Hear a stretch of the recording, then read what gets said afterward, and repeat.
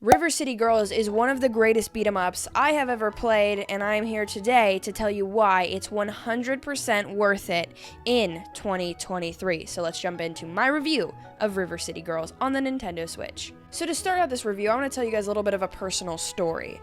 I have started a beat-em-up journey of playing some of the best old and new beat-em-ups, and I started that with Scott Pilgrim about a year ago at this point. Then I played Shredder's Revenge, and then I played Streets of Rage 4. And because of that, I've been getting tons and tons of requests to play and or review River City Girls, which is said to be one of the greatest beat-em-ups of our modern times.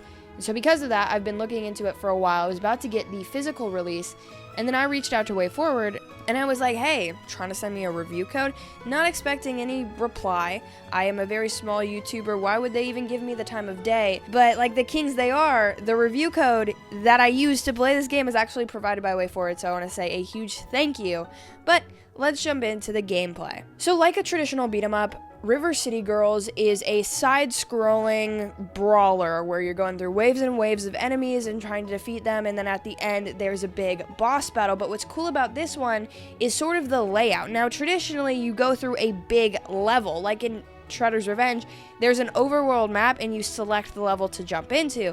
But I think what's really cool about River City Girls is that it's essentially a pseudo-open world. Now you have different areas which sort of act like the levels, and there's a big boss at the end of each area, but you can traverse the areas in whatever way you'd like. There's different side quests, there's different fun and kooky characters, and we'll get into that in a little bit, but there's so much to do that going back and forth is really incentivized throughout your entire River City Girls experience. Something that I also thought was really cool is there is constantly battles all the time, regardless of if you've already beaten all the baddies in this one area, it just won't lock you in. So if you're in a rush to get somewhere, you can just sprint past everyone, but if you want to get some more money, which you get by defeating enemies, you can do that because they just regenerate and there's constantly baddies to beat up and come after, and it's a very good time. Going into this game, I really wasn't expecting anything sort of like open like this, and now it's not like a sprawling open 3D landscape by any means, but there's a mini map and you can just go between all the different panels. There's entrances that go up and down and all around the city, and you can traverse it that way. So it feels very open, and it feels a lot less restrictive than many of the other beat 'em ups I've played. Not to say that those other ones are at fault for not doing it this way, but I think it is a pretty cool way that they decided to go about making this game, and I really love that they experimented a little bit with that formula, something that has been so tried and true to beat 'em up games of the past. Now, there's a lot of legacy with River City Girls in general. They've been around since River City Ransom originally on the NES, and there's been tons and tons of more of those games. Even though we only got that one in the West, there's been tons others that just haven't released in North America, unfortunately. And these games are said to be fantastic, and so I'm really debating in myself, like, do I have time in between all the other games I'm playing? Should I go back and play more games in the River City Ransom family? Because the gameplay is so sharp and so fun.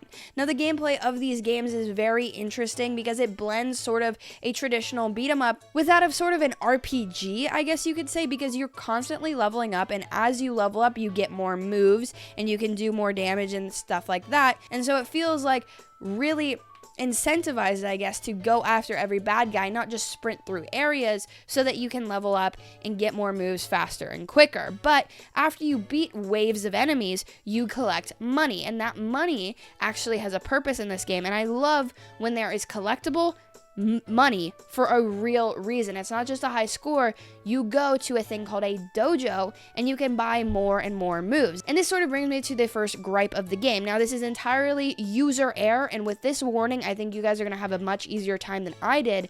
But every time you die in this game, they take a percentage of your money. So if I have $700 that I've been saving up to buy the most expensive move in the dojo, and then I die, that means that I end up regenerating with around $500. It takes quite a big chunk out of that, and it can really be disheartening if you saved up all this money and weren't able to go and buy the moves that you wanted. So my biggest piece of advice is just to immediately, after you get a little bit of money, buy all the moves you could possibly want. And you're going to want to buy pretty much every move in the dojo, so don't be frugal. buy it all. My worry with this was that I would spend so much money in the dojo that when I would actually die in the game, I wouldn't be able to regenerate, and for some reason I'd have to start all the way over. I died at like $1.50 like 20 times at one of these boss battles, and it didn't send me to a game over. It just kept taking a little bit and like cents, and essentially I think I ended it with like 35 cents or something, but at the end there it was like barely taking any of my money. I think it was taking like a percentage of a cent, like really almost nothing. So the percentage it takes really just depends on how much money you have. So that's why I'm saying if you have a bunch of money, spend it immediately. That's my biggest piece of advice with this game. Don't be frugal, spend all your money in one place, and do not worry about it. Now, in this open world, and like I touched on through some earlier discussion, this game has a ton of kooky, interesting, fun characters, one of whom is actually voiced by famous YouTuber and icon Jacksepticeye, which is freaking awesome. And it's so funny just to hear his voice in this game. I was playing it with my boyfriend, and he goes, "Holy moly, is that Jacksepticeye?" And I was like, no, it's not. There's no way. And then we looked it up, and it totally was. I was like, what the heck? So I think that kind of stuff is always super fun, just like when you recognize a voice actor. I get that that's not going to happen for everybody, but for me, that was kind of a cool moment. There is like this whole cast of just really amazing, funny characters that bring this world to life. It makes it feel like a world that's sort of lived in. There's this crazy guy that's jumping out of dumpsters and asking you to go get stuff for him and collect stuff for him, and there's sort of side quests to the mainline stuff, but it's such a small area that you don't mind going and doing these things for these people, because it's not like you can easily get lost or easily get confused. There was a couple moments in this game where I was like, I don't really know where I'm supposed to go, but if you wander around enough and talk to everybody, there's not so many people to talk to that it's overwhelming, and there's not so many areas to go to that you can get lost, and there's an objective system, and just the way that that was executed with the incorporation of these really funny, charming characters, it's just awesome. Our main two leads in this game are Misako and Kyoko, and they are really great characters to play as. You can play as either one of them, and I found that I was a bigger fan of Kyoko just because I sort of like the aesthetic of her more than Misako. That's just like a personal taste type deal. So do whatever one you'd like, and those are your only two characters that you can choose from. And some people might think that's kind of an issue, but after you beat the game, like most beat 'em ups, you do unlock extra characters to play through the game as, and so there's sort of that incentive as well. The thing carrying you throughout this game, and the thing that I found myself returning to this game the most for, though, was actually the story. And you're thinking, why in the world would you come back to a beat 'em up for a story? That's not a thing that usually happens. But I think because of the fact that everything is voice acted, number one, which is extremely impressive, and I think should be a standard in the gaming community at this point, because it just makes it so much more enjoyable for me. I don't know why, it's just much more fun in my opinion when they are voice acted, because it brings a lot more life to the characters in my opinion. But because it was voice acted, and then each story bit was animated amazingly. Like the animation in this game is top notch. There's scenes where you're going in to fight a boss, and it's like an anime opening cutscene to them, and I don't even like anime very much. So I mean, there's some that's fine, but it's not my thing. And so when I see this, I'm like, whoa, like this is actually really cool, and I can appreciate it for the art style, because I think it's just really awesome. And it's just, I think it honestly puts to shame a lot of AAA games that don't go that hard in their art style. There's also times when Misako or Kyoko is going into their backstory with a certain character that you're meeting, and it tells us this whole story from their perspective as like a kid or something, and it's like comic book panels telling you the story. It's animated comic book panels. That's fantastic. Each story bit, there's like the camera will pan down to a new panel of the comic, and it's awesome. It makes this game feel sort of like a comic book brought to life, and I absolutely adore that aesthetic. Something like Spider-Man Miles Morales is one of my favorite films just because of how amazing I think that art style is, and how it really brings a lot of character to that film. And now here, so much character to this game, and so much of the reason I kept returning to it is because of the care and the love that you see them put into each and every comic book panel. Each and every animation and frame in this game is animated beautifully, and then there's times where it'll pull out, and then it's just basically an animation of the character's dialogue at the bottom, and they're just kind of talking at the bottom of the screen, and you're thinking maybe that's not quite as interactive, but at the same time, it's awesome, and it's not distracting, and it's just really easy to get into and buy the story. The story is just about as simple as you could possibly get. There's two high school girls, Kyoko and Misako, and their boyfriends, Riki and Kunio, get taken by what they think is like the big mob bosses of their area. So they go around and they fight all the big crime people, and then, you know, at the end you learn what's going on and all that kind of deal, and it's really fun. But it's like one of the most simple stories you could ever tell, but the way it is told is why it is so good. Anyone can tell a story about some high school girls going and saving their boyfriends, which is cool that it's flipped as well. I appreciated that.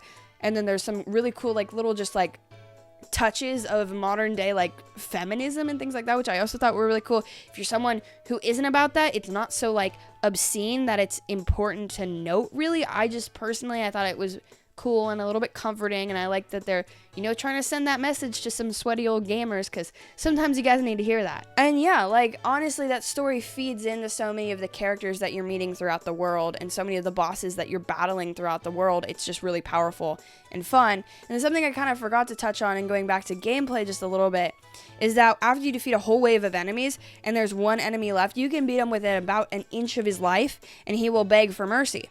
If they do this, you can actually recruit them to your team, and then you have like one of these very powerful bad guy brawlers on your team, and you press a bumper and they'll come in and save you. And it's really nice. It's got me out of some tricky situations where I was about to die, and then this big dude will just come up with this like insane kick or this insane punch, and it's just pretty awesome. So then really the last thing to talk about here is the graphics, and the graphics are stunning, absolutely gorgeous from start to finish. I was not someone who grew up with like 16-bit, 32-bit. You know, I grew up in the Wii generation. I never had this experience where I was nostalgic for these types of, for this art style necessarily, but here I think it works so well that it just makes me adore it. I always think it's very appealing. I love the pixel art, but I think they do it in such a way that modernizes it while still having a lot of that like retro charm. And that's such a fine line to walk, but then when they do is they don't let, you know, the fact that it's like a retro pixelized sprite-based art style change anything about the story, because then the story is still animated super well. It's animated like a cartoon at times, or then there's like really nice line work at times, and I'm getting into like the film major in me, but honestly it's just very, very cool. And just altogether, the packaging of this game was one of my favorite parts about it. It's pretty similar in combat to many of the other beat 'em ups I've played, so it's not going to differentiate itself too much, but the fact that the world is so open and so fun to explore, and then the fact that the execution and the polish around this game is 100% there, truly makes this one of the best beat 'em ups you could possibly play in 2023. I think it is 1000% worth it, and especially if you're a fan of beat 'em ups in any way, you should definitely try this one out. If you've never been into beat 'em ups before, I think this is a really great jumping on point, because it's sort of a middle ground in between of a lot of other games that you might have played that are similar. You can also play this whole experience co-op, so if you're a co-op person, this is a great experience for that, and I highly recommend it. And my final score for this game is a solid 9.2 out of 10. Yes, there's a couple things that I think can be improved upon, but as a whole, the polish is there, the gameplay is there, and the fun factor is 1000% there. I want to say a huge thank you again to WayForward for sending over this review code. It's probably the coolest moment in my little YouTube career, so I super appreciate it. And I will see you guys in this video. It's a banger. It's a vibe. Say it with me, everybody. It is a good time. Check it out.